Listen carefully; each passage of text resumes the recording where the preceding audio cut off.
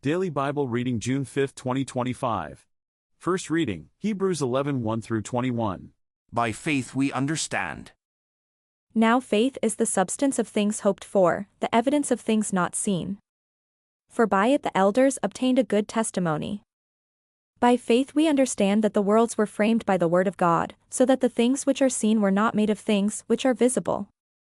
Faith at the dawn of history. By faith Abel offered to God a more excellent sacrifice than Cain, through which he obtained witness that he was righteous, God testifying of his gifts, and through it he being dead still speaks. By faith Enoch was taken away so that he did not see death, and was not found, because God had taken him, for before he was taken he had this testimony, that he pleased God. But without faith it is impossible to please him, for he who comes to God must believe that he is, and that he is a rewarder of those who diligently seek him. By faith Noah, being divinely warned of things not yet seen, moved with godly fear, prepared an ark for the saving of his household, by which he condemned the world and became heir of the righteousness which is according to faith. Faithful Abraham. By faith Abraham obeyed when he was called to go out to the place which he would receive as an inheritance.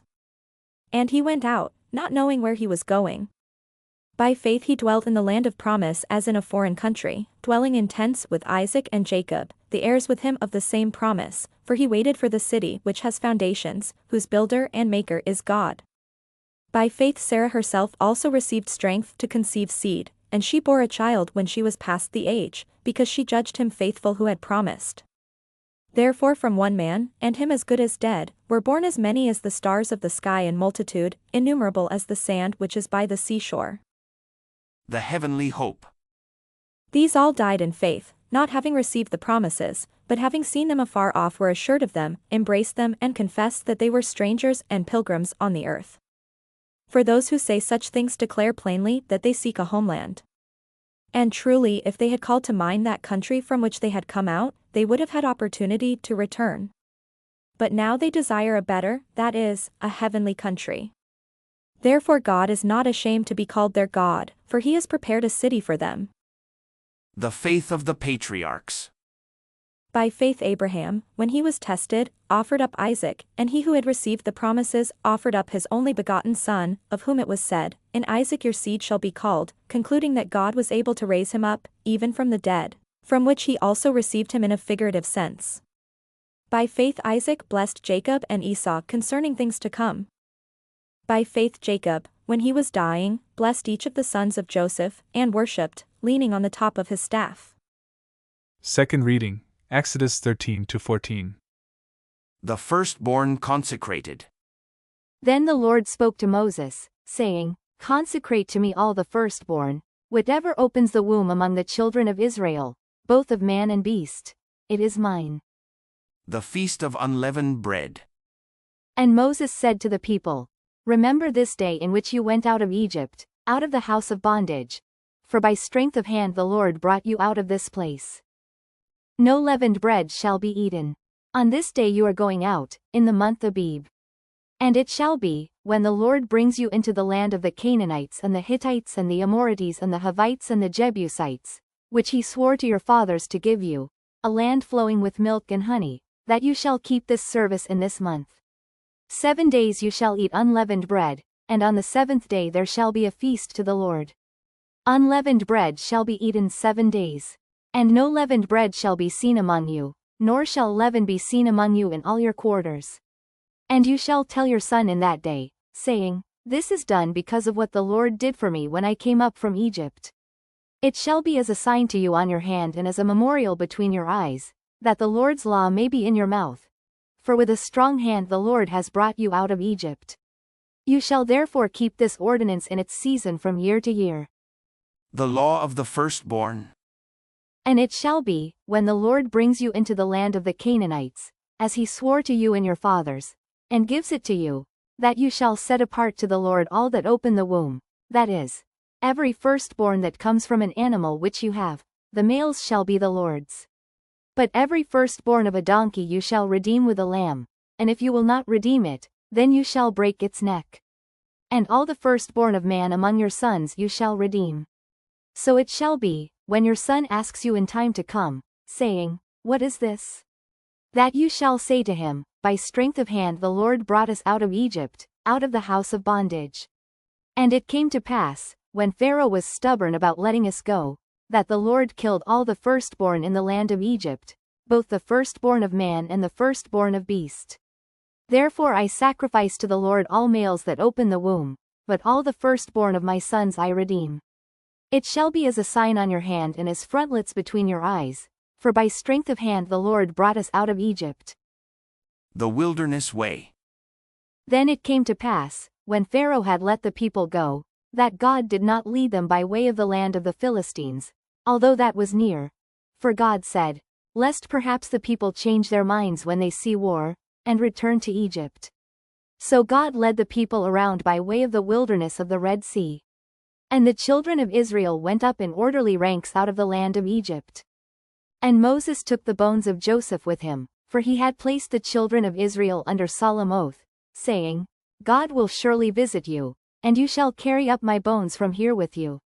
So they took their journey from Succoth and camped in Etham at the edge of the wilderness. And the Lord went before them by day in a pillar of cloud to lead the way, and by night in a pillar of fire to give them light, so as to go by day and night. He did not take away the pillar of cloud by day or the pillar of fire by night from before the people. The Red Sea crossing. Now the Lord spoke to Moses, saying, Speak to the children of Israel, that they turn and camp before Pi-hahiroth, between Migdol and the sea, opposite Baal-zephon. You shall camp before it by the sea. For Pharaoh will say of the children of Israel, they are bewildered by the land. The wilderness has closed them in. Then I will harden Pharaoh's heart, so that he will pursue them, and I will gain honor over Pharaoh and over all his army, that the Egyptians may know that I am the Lord. And they did so. Now it was told the king of Egypt that the people had fled, and the heart of Pharaoh and his servants was turned against the people. And they said, Why have we done this, that we have let Israel go from serving us? So he made ready his chariot and took his people with him. Also, he took 600 choice chariots, and all the chariots of Egypt with captains over every one of them. And the Lord hardened the heart of Pharaoh king of Egypt, and he pursued the children of Israel, and the children of Israel went out with boldness. So the Egyptians pursued them, all the horses and chariots of Pharaoh, his horsemen and his army, and overtook them camping by the sea beside Pi-hahiroth, before Baal-zephon. And when Pharaoh drew near, the children of Israel lifted their eyes, and behold, the Egyptians marched after them. So they were very afraid, and the children of Israel cried out to the Lord.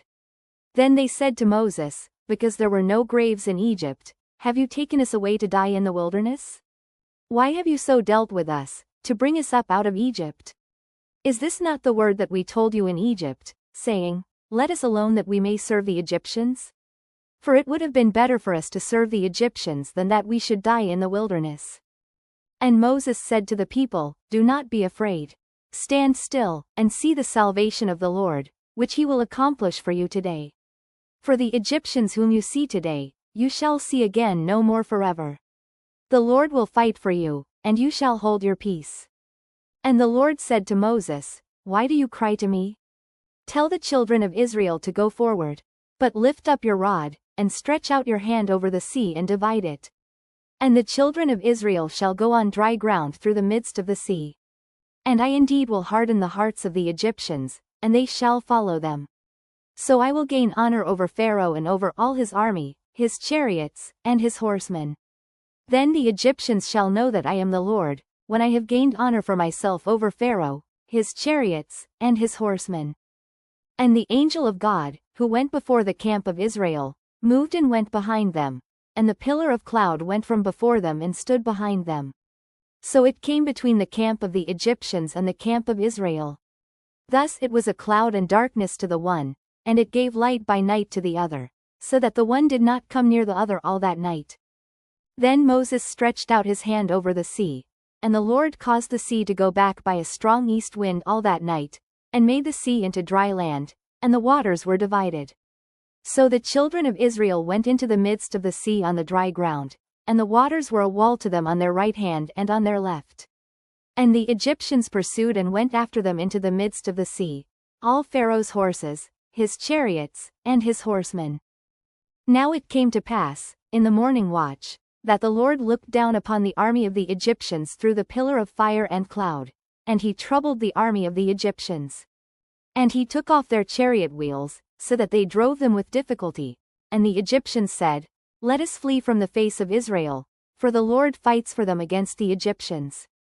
Then the Lord said to Moses, Stretch out your hand over the sea, that the waters may come back upon the Egyptians, on their chariots, and on their horsemen.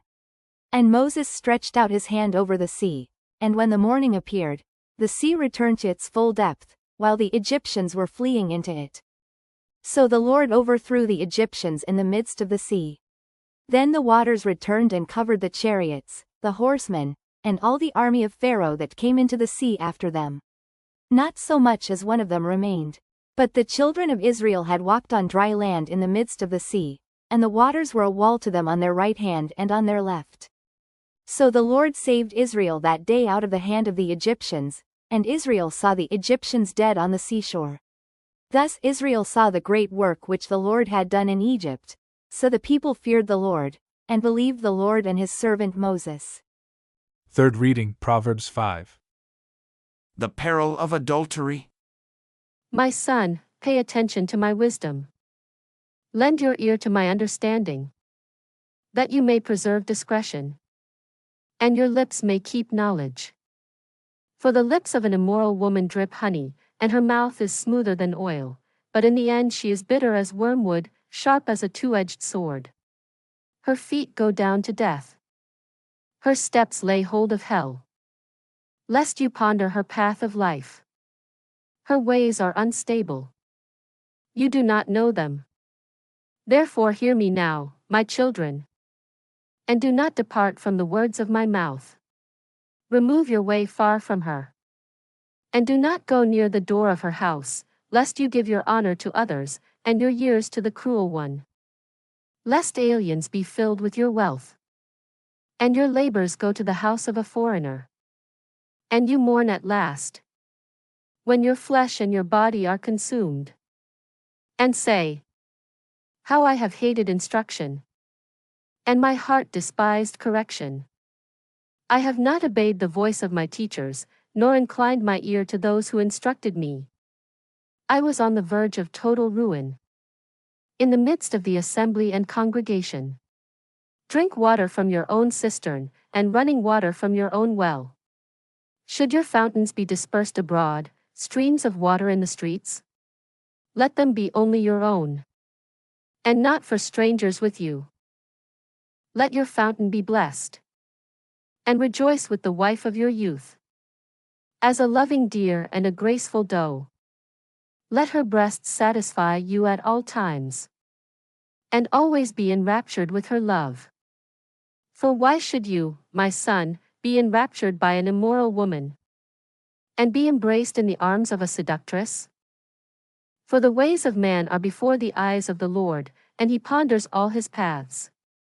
His own iniquities entrap the wicked man, and he is caught in the cords of his sin. He shall die for lack of instruction, and in the greatness of his folly he shall go astray. Thank you for joining me. God bless.